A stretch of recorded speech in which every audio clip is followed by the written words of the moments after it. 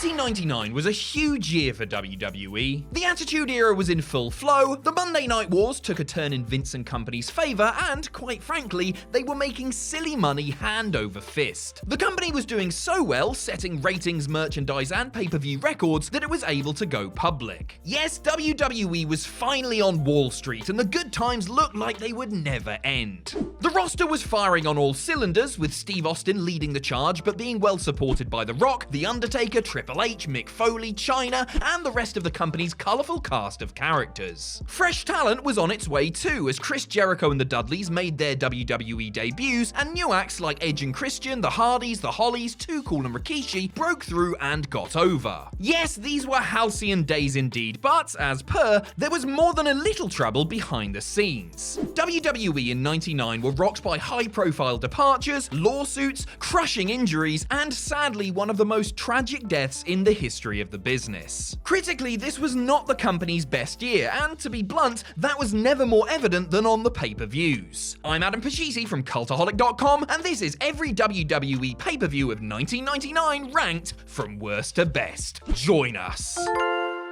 Number 14, Over the Edge. There's no way to talk about Over the Edge or 1999 in general without talking about the tragic accident that resulted in the death of Owen Hart. How it happened, who was to blame, and whether or not the show should have continued are all questions that will continue to be dissected and debated by others. The fact is, it did happen, and it was one of the worst things, if not the worst thing, to ever happen in the wrestling business. The tragedy automatically places Over the Edge at the bottom of this list, though really, that is less than trivial in the grand scheme of things. As far as the show itself, judged outside of the tragedy, it was just about average, with many of the performers noticeably and understandably not their usual selves after what had happened early on. Kane and X-Pac retained their tag titles in a decent opener with D'Lo Brown and Mark Henry, before Al Snow retained the hardcore strap against Hardcore Holly in their usual madcap outing. A mixed tag between Val Venus and Nicole Bass and Jeff Jarrett and Deborah lasted 6 minutes, but must have felt like 6 hours to Double J, who looked shell-shocked after what had happened to his tag partner and best friend. Billy Gunn vs. Road Dogg was poor, and an elimination match between the Ministry of Darkness and the Union was nothing special. Triple H vs. The Rock was disappointing, and the WWE title match between Steve Austin and The Undertaker was massively overbooked, but got on by its star power. Number 13, No Mercy in the UK. Coming the week before Over the Edge was No Mercy, the UK version, because apparently having 2 shows with the same name in the same year was a thing that needed to happen. And because it was a UK show, and they are, as we all know, super important, WWE felt the need to send all of their biggest stars, like Gilbert, Tiger Ali Singh, Mideon, and Nicole Bass. Okay, the company did send Austin, Undertaker, and Triple H across the Atlantic, but the undercard was a washout, and match quality didn't pass just all right the whole night.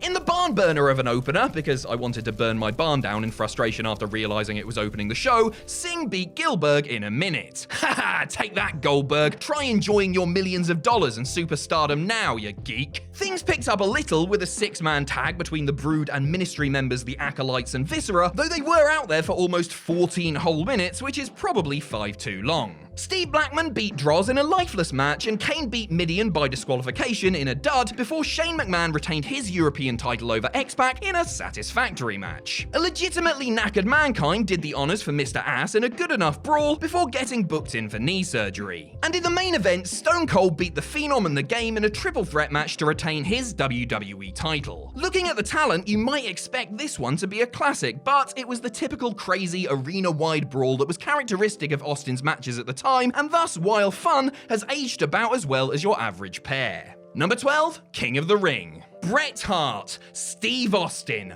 Triple H, Brock Lesnar, Mr. Ass. Billy Gunn joined the pantheon of great kings of the ring as he won the 1999 tournament, easily one of the worst ever, on a show that was just generally pretty bad anyway.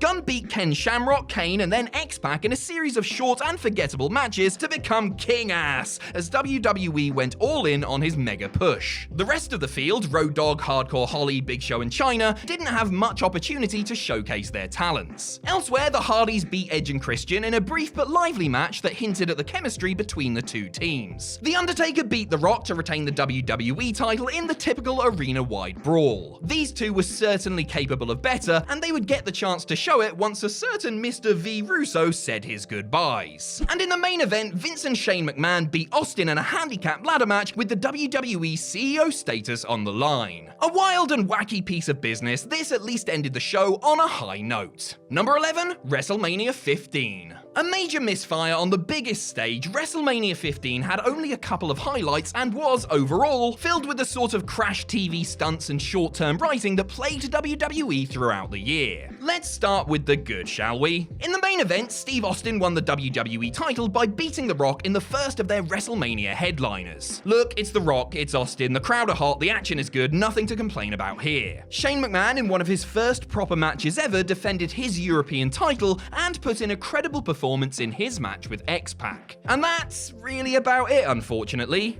The rest of the show was either forgettable, average, or downright terrible. In the opener, Hardcore Holly won the Hardcore title, how apt, in a triple threat match with Al Snow and Billy Gunn. Jeff Jarrett and Owen Hart were wasted in their successful tag team title defense against D'Lo Brown and Test, who earned the opportunity by winning a Battle Royal on the pre-Mania episode of Sunday Night Heat. Butterbean KO'd Bart Gunn's chances of ever having a successful career in WWE when he took his head off within 20 seconds of their boxing match. Mankind won the opportunity to guest referee the main event by beating Paul White in a match almost as lame as the name Paul White. The Road Dogg retained the Intercontinental title in a four-way with Val Venus, Ken Shamrock, and Goldust. Plenty of talent, but absolutely no flow to the match itself. Kane beat Triple H by disqualification in a crap match which had to rank toward the bottom of both men's WrestleMania resumes. Sable retained the women's title over Tori. It was what it was, and it wasn't very good. And in one of the worst Hell in a Cell matches ever, The Undertaker downed Big Boss Man and, sensing the victory wasn't enough, hanged his foe from the ceiling with the help of the Brood. There's no taste like poor taste, is there? Number 10, Survivor Series. Another big one that ended up underwhelming, Survivor Series 99 will be remembered more for the angle where Steve Austin was run over than any particular match. A pretty despicable bit of bait and switch to the paying customer, the hit and run was needed to write Austin out of the storyline, but could have been done on another show since WWE knew well in advance that he couldn't wrestle here. Austin's replacement, Big Show, would go on to win the WWE title in the main event, besting Triple H and The Rock in a lackluster match. In traditional Survivor Series elimination tag action, D'Lo Brown, the Godfather, and the Headbangers outlasted the Acolytes and the Dudleys in a clunky match. The Pimp and the Head Wobbler survived. The ragbag team of Gangrel, Mark Henry, Val Venus, and Steve Blackman toppled the British Bulldog and the Mean Street Posse in another drab affair. The Horny Boys survived in this one. The Hollies and Too Cool bested Edge and Christian and the Hardys in the pick of the bunch. The Alabama Slammer survived here. Big Show decimated Viscera, Mideon, Big Boss Man, and Prince Albert in a handicap elimination match, as well he should considering what was to come later. And Deborah, Mae Young, the Fabulous Moolah, and Tori beat Ivory, Jacqueline, Terry, and Luna in a mercifully sub 2 minute sudden death match. In the non-traditional Survivor Series tag matches, Chyna beat Chris Jericho to retain the IC title in the best match of the night. Hell of an effort by Y2J here, and the ninth wonder of the world more than held her own and even busted out a top rope pedigree. Eat your heart out, CM Punk. Kane beat X-Pac by DQ in a short match designed to prolong their feud. The New Age Outlaws beat Mankind and Al Snow to retain their tag titles in a modest outing. And some Olympic bloke made his in-ring debut, Kurt something,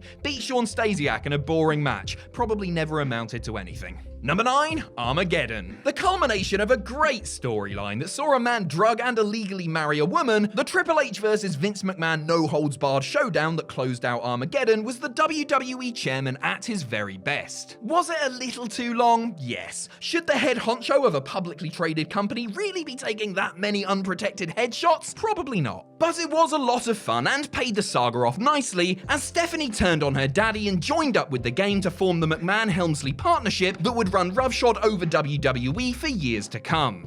Underneath, Big Show got his first WWE title run off to the flattest start possible by beating Bossman in a short, uninspired match. Chris Jericho won his first WWE title when he made China tap out to the walls of Jericho to become IC champ. It was another good showing from both as they continue to display their enviable chemistry. The Rock and Sock Connection beat the New Age Outlaws by DQ, meaning they didn't walk out as tag team champions, but the match was solid, even if the Great One was wasted in this role. Kane beat X-Pac in a grand steel cage match. Val Venus beat D'Lo Brown and the British Bulldog to nab the European title in a weird mess of a match. The Hollies beat Rikishi and Viscera for some reason that escapes me. Kurt Angle beat Steve Blackman in a battle of the hard nuts. The Acolytes won an energetic battle royal to become the #1 contenders to the tag team titles. And Miss Kitty won a prestigious evening gown pool match to become women's champion before ripping her top off and showing the world her you-know-whats. Meow. Number 8, Rebellion. Rebellion 99 was the last show that Vince Russo had a hand in booking before he went off to do his critically acclaimed work in WCW. You'll be missed, mate. Leave the memories alone. As for the show, it was certainly better than May's No Mercy offering, as there wasn't a Tiger Alley sing match in sight, and most of the lads and lasses put in a decent shift. In the headliner, Triple H defended his WWE title against The Rock in a strong, interference-filled cage match. Jeff Jarrett was seemingly all over the beginning of the show, doing his misogynist shtick and retaining his IC title in separate matches against D'Lo Brown and Chyna. Look, if Russo was going out, he was going out on a show with as much Double J as possible. The Godfather beats Gangrel and Val Venus beats Mark Henry in short but fun matches. I tell you what, I really do miss my wrestling being populated by vampires, porn stars, pimps, and sex addicts. It was a simpler time. Ivory retained her women's title against Jackie, Tori, and Luna in a rushed match. Chris Jericho beat Road Dogg in a long and surprisingly good match as the WWE savior began gathering a little momentum after an inconsistent start. In the rest of the matches, Bulldog beat X-Pac, Kane beat The Big Show in one of their better efforts, and Edge and Christian became #1 contenders to the tag team titles by getting past the Acolytes and the Hollies in a fair triple threat elimination match. Number 7, Royal Rumble. WWE's first pay-per-view of the year was by no means a classic and divided fans and critics at the time, but viewed, 2 decades later, it's not the worst way to spend a couple of hours, and the McMahon-Austin story is still a doozy. The Boss won the Rumble, last eliminating the Texas Rattlesnake to pay off the show-long story and set up a big pay-per-view clash down the road. It wasn't an amazing Rumble, far from it in fact, but it had its moments and some stuff happened outside of Austin McMahon, like Triple H putting in a good showing, Mabel getting kidnapped by the Ministry of Darkness, and Chyna entering at number 30, becoming the first woman in history to compete in the Rumble match. In the other big match on the show, The Rock beat Mankind in a sickening I Quit match, or did he? The Russo-rific finish meant that Foley never actually uttered the words, but Earl Hebner, senior official and the dumbest man in the business apparently, bought it. Hell of a show put on by both men here, mind you. As for the rest, Big Boss Man beat Road Dogg in a match that was lacking in many respects, but had great crowd heat. Ken Shamrock retained his IC title against Billy Gunn, who was supposed to win it, so the story goes, but turned up late and in, less than his best shape, shall we say, annoying management into keeping the strap on the world's most dangerous man. The match was alright. X-Pac retained his European title over Gangrel, and Sable kept her women's title by seeing off Luna in a strap match thanks to help from Tori. Number 6, Unforgiven. The WWE title was vacant heading into Unforgiven as Vince McMahon had won it from Triple H before giving it up. It was put up for grabs in the main event, a star-stuffed six-pack challenge featuring Triple H, The Rock, Mankind, Big Show, British Bulldog, and Kane. Naturally, the belt ended up around the waist of the Cerebral Assassin, better get used to saying that over the course of the next decade, even though he ended the night flat on his back courtesy of a stone-cold stunner from enforcer-cum-referee Steve Austin. The entire show was officiated by fill-ins like Tom Pritchard, Harvey Whippleman, and the Brooklyn Brawler, as well as scab referee Jimmy Corderas, as WWE's usual Zebra Brigade were on strike in protest against the way they had been continuously put in harm's way by WWE's wrestlers. How meta of them. In highlights, X-Pac beat Chris Jericho by disqualification in a fast-paced match, Jericho's best in his short WWE career to that point. The New Age Outlaws retained their tag titles over the promising duo of Edge and Christian in a tight matchup. Another potentially awesome team, the Dudley Boys, made their WWE pay-per-view debut in a bruising loss to the Acolytes, aka the Locker Room Welcoming Committee. Jeff Jarrett beat Chyna by DQ to retain the IC title in a good match, and D'Lo Brown won the European title from Mark Henry. In the not-so not-so-good category, Ivory and Luna's hardcore women's title match was too short to ever really get going. Val Venus and Steve Blackman's opener didn't add anything to the show, and Al Snow retained the hardcore title but lost a ton of pride in the embarrassing Kennel from Hell debacle with Big Boss Man. I know Mr. Snow will be mad at me for saying this, but I thought the sight of dogs pissing and defecating and humping at ringside was still a lot better than Avatar. Number 5, St. Valentine's Day Massacre. A box of chocolates, a bouquet of roses, an exclusive t-shirt or other glorious piece of tat from Cultaholicshop.com. All great ideas for Valentine's Day gifts. Not such a loving offering as a steel cage match with a pissed off redneck, which is what Vince McMahon was treated to on February 14th, 1999. The first proper meeting between the two was an occasion to savor and thankfully lived up to the hype. Vince took his beating and a huge bump that looked like it might permanently injure his jacksie, while Austin looked like he was having the time of his life dishing it all out. In the end, the Texas Rattlesnake walked out as winner when Paul White's WWE debut backfired. A fantastic ending to a very enjoyable spectacle.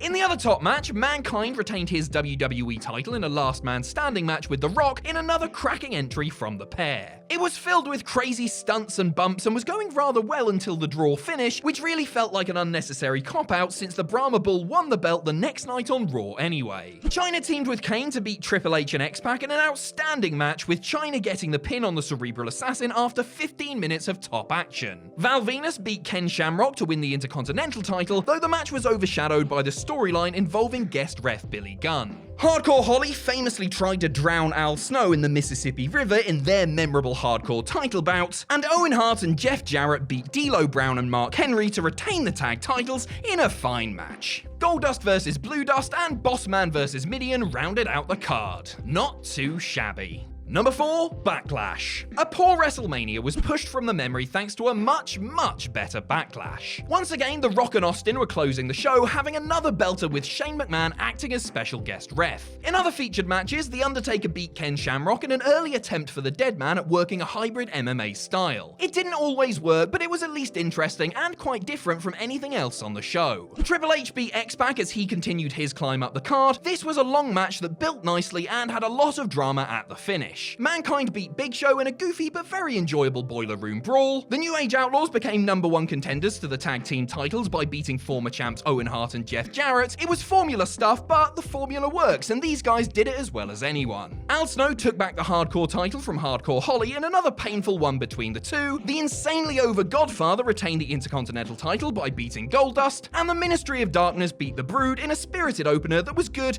despite Midian. Number 3, SummerSlam. WWE had The Rock, Austin, Triple H, Mankind, The Undertaker, and a stack of other legends on their books in the summer of '99, but the promotion for this pay-per-view centered around a former commentator who had once successfully sued Vince McMahon and thus had essentially blackballed himself from the company. But times change and money talks, and so it was perhaps no surprise that the unlikely governor of Minnesota, Jesse Ventura, would show up for the event that was taking place in his home state. The Body was on hand to referee the main event, a triple threat WWE title match between Austin, Triple H, and Mankind. In something of a shocker, Mrs. Foley's baby boy walked out as champ. Not so shocking, losing it to the game a day later on Raw. Still, it was a good main event and a nice moment, however fleeting it may have been. Elsewhere, the Great One sent Billy Gunn back to the mid-card tag scene after beating him in a Kiss My Ass match. The formidable team of The Big Show and The Undertaker beat X-Pac and Kane to win the tag team titles in a stirring matchup. Test beat Shane McMahon in a miraculously good love her or leave her street fight, meaning he could marry Shane's sister Stephanie after all. I'm sure that'll turn out great for everyone involved, especially Test. Ken Shamrock beat Steve Blackman in a unique Lion's Den weapons match, one of the world's most dangerous man's last matches before departing the company in order to return to the UFC. Al Snow regained the hardcore title in a meandering match with Bossman that, if nothing else, didn't have untrained dogs making a mess anywhere. Road Dogg was on hand to commentate after being insulted by Chris Jericho in Y2J's WWE pay-per-view debut. The European and Intercontinental titles both changed hands in the same match when Jeff Jarrett beat D'Lo Brown thanks to a timely turn from Mark Henry, who, in the storyline, was mad at D'Lo for pushing him to get into better shape. Ivory retained her women's title in a nothing match with Tori, and the Acolytes won a fast-moving tag team turmoil match to make themselves #1 contenders to the doubles titles. Fast-moving, that is, apart from when Midian was in there, or Viscera, or Droz. or Prince Albert.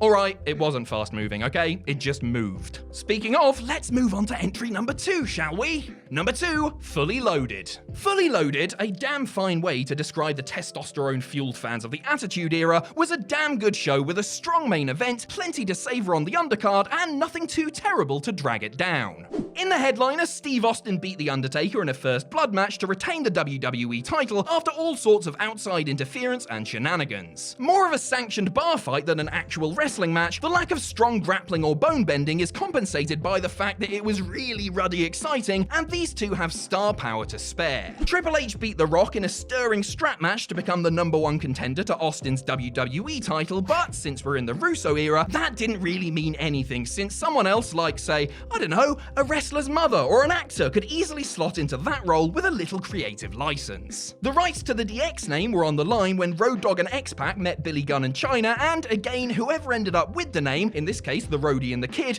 didn't really matter since everything could just be reset the following night if Jim Cornette's pen pal wanted it to. The match was decent. Entertainment was provided by Jeff Jarrett and Edge, who clashed over the IC title. Double J won the title back after Edge had unexpectedly won it the previous evening at a house show. Nothing wrong with the match here. The Acolytes pounded their way to tag gold by beating the Hardys and Michael Hayes in a nifty match that played up the style and size differences really well. D'Lo Brown thankfully recaptured the European title from Mideon, the worst European champion, wrestler ever. Sorry Dennis, I'm sure you're a hell of a guy. Bossman won the Hardcore title from Al Snow in a typically demented match. Big Show beat Kane in a Blair match with Hardcore Holly acting as special guest referee, and Ken Shamrock put away Steve Blackman in a novel but too short Iron Circle match. Number 1, No Mercy. So the UK version of No Mercy was one of the worst shows of the year, while the US one was the best. What are the odds, eh? Things didn't get off to the best start though, since a Mideon match kicked things off. Thankfully, it was against The Godfather, who is pretty much the perfect opening match wrestler, and they kept it basic and relatively short. Following up the Mideon match was the fabulous Moolah winning the women's title by beating Ivory, and I swear the show does get better from here.